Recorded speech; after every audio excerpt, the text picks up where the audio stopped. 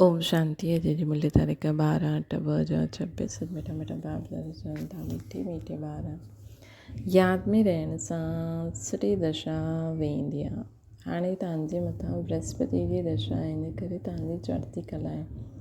प्रश्न आहे, यदि योग में पूरो अटेंशन आहे त हुनजी रिज़ल्ट छा हूंदी? निरंतर याद में रहण जी युक्ति छा आहिनि? उत्तर आहे, अगरि योग ते पूरो अटेंशन न त हलंदे फिरदे माया जी प्रवेशता थी वेंदी, किरी पईंदा, देह अभिमानी ठही अनेक भूलियूं कंदा रहंदा, माया उल्टो कर्म कराईंदी रहंदी, पर ठाहे छॾंदी आहे। निरंतर याद में रहण लाइ मुख में मिलणो विझी छॾो, क्रोध न करो, देह सहित सभु कुझु भुलिजो, मां आत्मा परमात्मा जो ॿारु आहियां। इहे अभ्यास करो। योग बल सां छा प्राप्ति थींदी आहे हुनखे स्मृति में रखो। गीता। ओम नमः शिवाय। ओम शांति। मिठे मिठे रूहानी ॿार पंहिंजे रूहानी बाप श्री बाबा जी महिमा ॿुधी जॾहिं पाप वधंदो, अर्थात मनुष्य पाप आत्मा ठही वेंदा आहिनि, तॾहिं ई पतित पावन बाबा ईंदा आहिनि, अची करे पतितनि खे पावन ठाहींदा आहिनि। हुन बेहद जे बाप जी ई महिमा आहे। उन्हनि खे वृक्षपति बि चइबो आहे। हिन समय बेहद जे बाप द्वारा बेहद जी दशा आहे। बृहस्पति जी ताते वेठी हुई आहे। ख़ासि आहे, 2 अक्षर हूंदा आहिनि, इन जो बि अर्थ हिते ई सिद्ध थींदो आहे। बृहस्पति जी दशा सां ख़ासि भारत जीवन मुक्त ठही वेंदो आहे, अर्थात पंहिंजो स्वराज्य पद पाईंदो आहे। श्री सचो बाप जो आहे, जंहिंखे ट्रुथ चइबो आहे, उहो अची करे असांखे नर सां नारायण ठाहींदा आहिनि। बाक़ी जो आहिनि उहे नंबरवार पंहिंजे धर्म जे सेक्शन में वञी करे वेहींदा, ईंदा बि नंबरवार, कलयुग अंत ताईं ईंदा रहंदा आहिनि। हर हिकु आत्मा खे पंहिंजे धर्म में पंहिंजो पार्ट मिलियल आहे। राजाई में राजा सां वठी करे प्रजा ताईं सभिनि खे पंहिंजो पार्ट मिलियल आहे। नाटक आहे बि राजा खां वठी करे प्रजा ताईं सभिनि खे पंहिंजो पार्ट वॼाइणो हूंदो आहे। हाणे ॿार ॼाणंदा आहिनि असांजे मथां हाणे बृहस्पति जी दशा वेठी आहे। ईअं न हिकु ॾींहुं वेंदी न, तव्हांजी बृहस्पति जी दशा हले थी। हाणे तव्हांजी चढ़ती कला आहे। जेतिरो यादि कंदव ओतिरो चढ़ती कला थींदी। यादि भुलिजण सां माया जा विघ्न ईंदा। यादि सां ई दशा सुठी वेंदी आहे। सुठी रीति यादि कंदव न त ज़रूरु किरंदव, पोइ उन्हनि सां कुझु न कुझु भूलियूं थींदी वेंदियूं। बाबा सम्झाईंदा आहिनि, ड्रामा अनुसार सभु धर्म वारा जो बि आहिनि, हिकु ॿ जे पिछाड़ी पाठ वॼाइण लाइ ईंदा आहिनि। ॿार ॼाणंदा आहिनि स्वर्ग जी दशा अर्थात जीवन मुक्त जी दशा हाणे तव्हांजे मथां वेठी आहे। इहे ड्रामा जो चक्कर कीअं फिरंदो आहे, हिनखे बि डिटेल में सम्झणो आहे। हीअ सृष्टि ड्रामा जो चक्कर ख़ासि भारत ते ठहींदो आहे। भारत बाप बि भारत में ई ईंदा आहिनि। घायल बि आहे न, आश्चर्यवत सुनंती कथंती भागंती। हलंदे हलंदे माया जी प्रवेशता थियण जे कारण किरी पईंदा आहिनि। पूरो अटेंशन न ॾींदा आहिनि योग ते। पोइ बाबा जी करे संजीवनी बूटी ॾींदा आहिनि, अर्थात सूजित करण वारी बूटी ॾींदा आहिनि। हनुमान बि तव्हां आहियो। बाबा सम्झाईंदा आहिनि, हिन समय रावण खे भॼाइण लाइ बूटी सुंघाइबी आहे न। बाप तव्हांखे सभु सत्य ॻाल्हियूं ॿुधाईंदा आहिनि। सत्य आहे न, सत्य आहे ई हिकु बाप जो अची करे तव्हांखे सत्यनारायण जी कथा ॿुधाए सत्य जी स्थापना कंदा आहिनि। हिनखे चइबो आहे ट्रुथ, सत्य ॿुधाइण वारो। तव्हांखे चईंदा आहियूं तव्हां शास्त्रनि खे मञंदा आहियो। चओ हा, असां शास्त्रनि खे छो न मञंदा आहियूं। ॼाणंदा आहियूं सभु भक्ति मार्ग जा शास्त्र आहिनि, असां त मञंदा आहियूं। ज्ञान भक्ति 2 चीज़ आहे। हाणे जॾहिं ज्ञान मिलंदो आहे पोइ भक्ति जी दरकार छा? भक्ति माना उतरती कला, ज्ञान माना चढ़ती कला। हिन समय भक्ति हले थी। हाणे असांखे ज्ञान मिलियो आहे, जंहिंसां सदगति थींदी आहे। भक्तनि जी रक्षा करण वारो हिकु भॻवानु। रक्षा दुश्मन सां कबी आहे न। बाप चईंदा आहिनि, मां अची करे तव्हांजे रावण सां रक्षा कंदो आहे। ॾिसंदो आहियां न रावण सां कीअं रक्षा थींदी आहे। ॾिसंदा आहियो न, हिन रावण ते जीत पाइणी आहे। बाबा सम्झाईंदा आहिनि, मिठे ॿार, हिन रावण तव्हांखे तमो प्रधान ठातो अथई। सत्य खे चइबो आहे सतो प्रधान स्वर्ग। पोइ कला कमु थींदी आहे। अंत में जॾहिं बिल्कुलु ई देह अभिमानी ठही वेंदा आहियूं त पतित ठहींदा आहियूं, नयो मकान ठहींदो आहे। मास अथवा 6 मास खां पोइ कुझु न कुझु कला कमु थींदी आहे। हर वर्ष मकान खे पोची लॻाईंदा आहिनि। कला त कमु थींदी न। नई दुनिया, नई खां पुराणी, पुराणी खां नई, शुरू खां वठी करे हर चीज़ ईअं ई थींदी आई आहे। सम्झो ये मकान 150 वर्ष ताईं हलंदो। बाबा सम्झाईंदा आहिनि सतयुग चइबो आहे नई दुनिया सां। त्रेता 25% कम थी वेंदी आहे, छो जो थोरो पुराणो थी वेंदो आहे न, उहो चंद्रवंशी आहे। उन्हनि जी निशानी ॾींदा आहिनि क्षत्रेश जी नई दुनिया जे लाइक़ु न ठहिया, इन करे कम पोज़ीशन थी वई। सभु चाहींदा आहिनि कृष्णपुरी में वञो, हीअं थोरी कॾहिं चईंदा आहिनि रामपुरी में वञो। सभु कृष्णपुरी जे लाइ चईंदा आहिनि। ॻाईंदा बि आहिनि हलो वृंदावन बजो राधे गोविंद। वृंदावन जी ॻाल्हियूं चईंदा आहिनि, अयोध्या जे लाइ न चईंदा।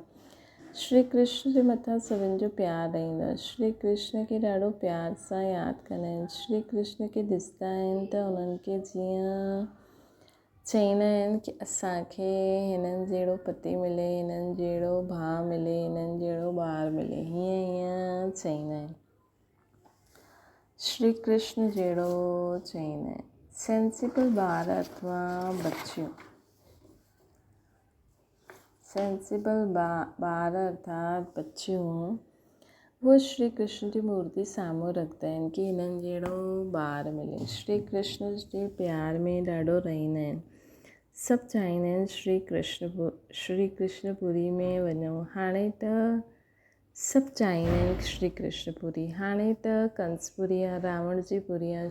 कृष्णपुरी जो महत्व ॾाढो आहे। श्री कृष्ण खे सभु यादि कंदा आहिनि। तॾहिं बाबा चईंदा आहिनि तव्हां एतिरो समय यादि कंदा आया आहियो, हाणे कृष्णपुरी में वञण जो पुरुषारथ करो। इन्हनि जे घराने में त वञो न, सूर्यवंशी 8 घराना आहिनि, त एतिरो पुरुषारथ करो जो राजी में अची करे राजकुमार सां झुलो। हीअ सम्झ जी ॻाल्हि आहे। बाबा चईंदा आहिनि ॿार जेतिरो थी सघे मनमना भव। यादि में न रहण सां किरी पईंदव। ज्ञान कॾहिं किराईंदो न आहे। त बाबा जी यादि हुजे, ज्ञान हुजे त किरंदासीं न। यादि में न रहंदव त किरी पईंदव। हिन समय अल्लाह अवलदीन हातिम ताई जे नाटक बि ठहियल आहिनि। यादि में रहण लाइ ई मुख में मुहिड़ो विझी छॾियो। कंहिंखे क्रोध ईंदो आहे त चईंदा आहिनि न त ॻाल्हाए वठंदा आहिनि, इन करे चईंदा आहिनि मुख में मुहिड़ो विझी छॾियो। ॻाल्हि ई न करो त क्रोध ईंदो ई न। बाबा चईंदा आहिनि कॾहिं बि कोई ते क्रोध न करो, परंतु हिन ॻाल्हियुनि खे पूरो न सम्झी करे शास्त्रनि में कुझु न कुझु विझी छॾियो अथनि।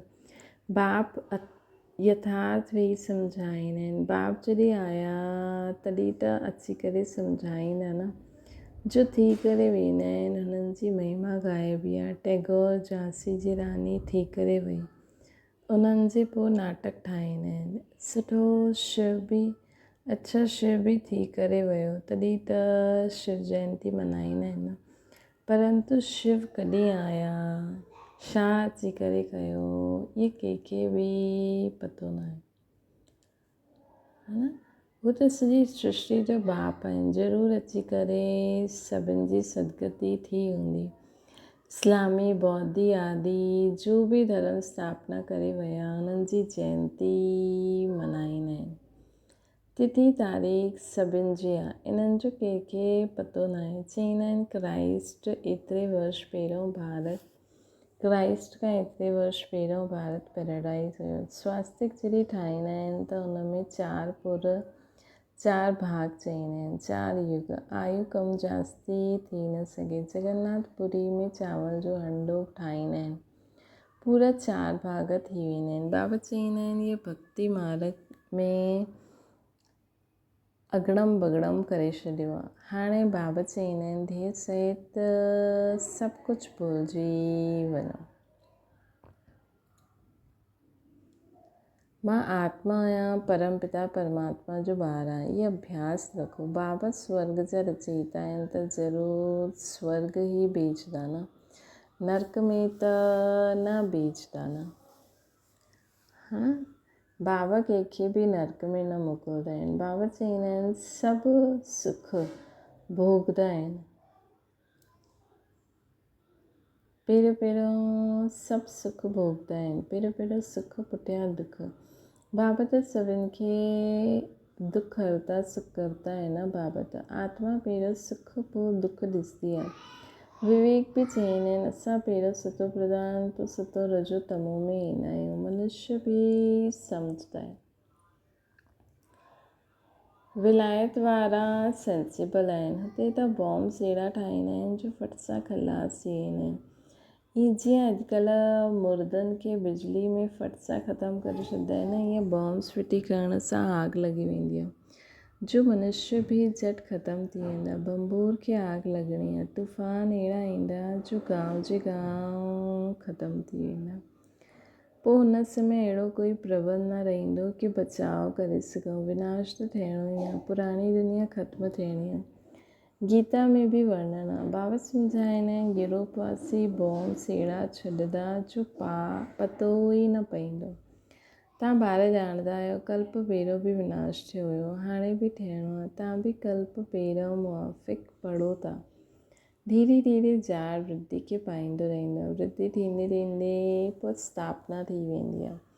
माया जी तूफ़ान ॾाढा सुठा सुठा फूलनि खे बि किराए ॾींदा आहिनि। योग में पूरो न रहंदा आहिनि त पोइ माया विघ्न विझंदी आहे। बाप जो ॿार ठही पवित्रता जी प्रतिज्ञा करे पोइ अगरि विकार में किरंदा आहियो त नाम बदनाम करे छॾींदा। पोइ धको ॾाढो ज़ोर सां अची वेंदो आहे। बाबा चवंदा आहिनि इहे काम जी चोट कॾहिं न खाइणी खपे। ॿार ॼाणंदा आहिनि हिते रक्त जी नदियूं वहंदियूं आहिनि। सतयुग में दूध जी नदियूं बहंदियूं। उहा आहे नई दुनिया, इहा पुराणी दुनिया। कलयुग में ॾिसो छा आहे, नई दुनिया जा वैभव त ॾिसो। हिते त कुझु बि न आहे। बच्चियूं साक्षात्कार में वञी करे ॾिसी करे ईंदियूं आहिनि। सूक्ष्म वतन में शूबी रस पीतो, इहो कयो, उहो सभु साक्षात्कार थींदा आहिनि। बतलाईंदा आहिनि असां मूल वतन में वेंदा आहियूं। बाबा वैकुंठ में भेजे ॾींदा आहिनि। इहे सभु साक्षात्कार आदि जे ड्रामा में न हूंदा आहिनि। असां कुझु मिलंदो न आहे। ॾाढा ध्यानु दीदार में वञण वारा अॼुकल्ह शादी कई वंड लॻंदो आहे माया कहिड़ी आहे। तक़दीर कीअं उल्टी पलटी वेंदी आहे न। ॾाढनि सुठा सुठा पाठ ॿुधायो।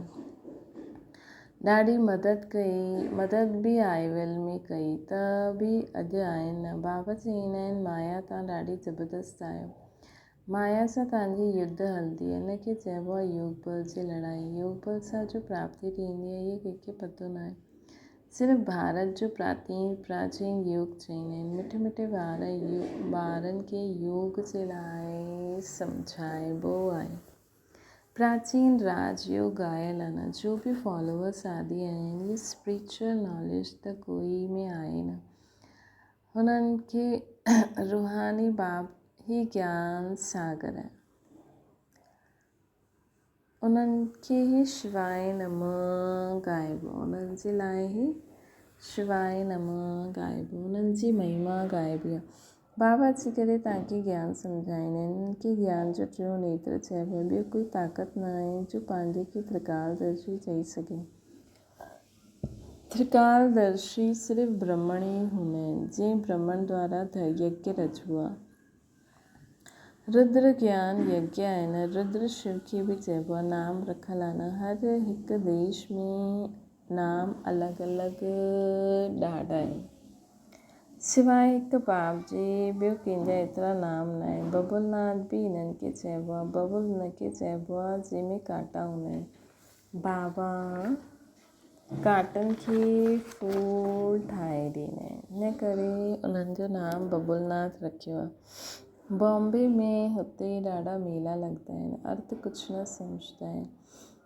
बाबा वेही सम्झाईंदा आहिनि। उन्हनि जो राइट नाम आहे शिव। वापारी माण्हू बि बिंदी खे शिव चई ॾींदा आहिनि। हिकु ॿ गिनती जॾहिं कंदा आहिनि 10 ते ईंदा त चईंदा शिव। बाबा बि चईंदा आहिनि मां बिंदी आहियां, स्टार आहियां। ॾाढा माण्हू हीअं डबल तिलक बि ॾींदा आहिनि। माता पिता चईंदा आहिनि ज्ञान सूर्य ज्ञान चंद्रमा जी निशानी आहे, उहा अर्थ न ॼाणंदा आहिनि। त बाबा योग ते सम्झाइनि था योग केतिरो मशहूरु आहे। हाणे तव्हां ॿार योग अक्षर छॾो, यादि करो। बाबा चईंदा आहिनि योग अक्षर सां सम्झंदव न, यादि सां सम्झंदा। बाबा खे ॾाढो यादि कंदा आहिनि। उन्हनि खे साजन बि चईंदा आहिनि, पटरानी ठाहींदा आहिनि न।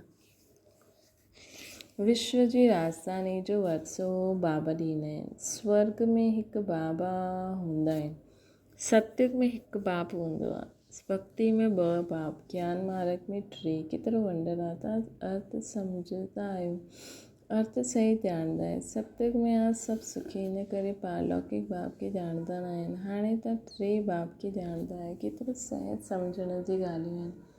अच्छा, मीठी मीठी सिखियल ॿारनि प्रति माता पिता बाप दादा जो यादि प्यार ऐं गुड मॉर्निंग। रूहानी बाप जी सभिनि रूहानी ॿारनि खे नमस्ते। असांजी बि रूहानी माता पिता बाप दादा खे यादि प्यार गुड मॉर्निंग और नमस्ते। धारणा जे लाइ मुख्य सार, यादि में रहण लाइ मुख सां कुझु ॻाल्हायो न। मुख में मुलड़ो विझी छॾियो त क्रोध ख़तमु थी वेंदो। कोई बि क्रोध न करिणो आहे। ॿियो आहे हिन दुखधाम खे हाणे आग लॻणी, इन करे हिनखे भुलिजी नई दुनिया खे यादि करो। बाबा सां जो पवित्र रहण जी प्रतिज्ञा कई आहे, हुन में पक्को रहणो आहे। शिव बाबा सां जो पवित्रता जी प्रतिज्ञा कई आहे रहण जी, हिन में पक्को रहणो आहे। वरदाना निराकार स्थिति जे अभ्यास द्वारा मैपन खे समाप्त करण वारा निरंकारी ठहो। वर्तमान समय सभिनि खां महीन और सुंदर धागो ये मैपन आहे। ये मैं शब्द ई देहाभिमान खां पार खणी वेंदो आहे, त देहाभिमान बि लाहींदो। जॾहिं मैपन उल्टे रूप में ईंदो आहे त बाप जो प्यारो ठहिण जे बजाए कोई न कोई आत्मा नाम रूप नाम मान शान जो प्यारो ठही वेंदो। हिन बंधन सां मुक्त ठहिण जे लाइ निरंतर निराकार स्थिति में स्थित थी करे साकार में अचो। इहे अभ्यास खे नेचुरल नेचर ठाहियो त निरंकारी ठही वेंदो। स्लोगन आहे, कहिड़ी बि बुरी व सुठी ॻाल्हि ॿुधी करे संकल्प में बि घृणा भाव अचणु, इहे बि परमत आहे। अविच इशारो, संकल्प व स्वप्न में बि अपवित्रता जो अंश मात्र न हुजे, तॾहिं चईंदासीं सच्चा ब्रह्मण। हिन धारणा जे लाइ ॻाइना, प्राण वञे पर धर्म न वञे। अहिड़ी हिम्मत, अहिड़ो दृढ़ निश्चय करण वारा कहिड़े बि प्रकार जी परिस्थिति में पंहिंजी धर्म अर्थात धारणा जे प्रति कुझु बि त्याग करणो पए, सहन करणो पए, सामनो करणो पए, साहस रखिणो पए त ख़ुशी ख़ुशी सां कंदा, पुठियां न हटंदा, लेकिन पंहिंजी पवित्रता खे न छॾंदा। अच्छा, ओम शांति। बाबा खे यादि करो।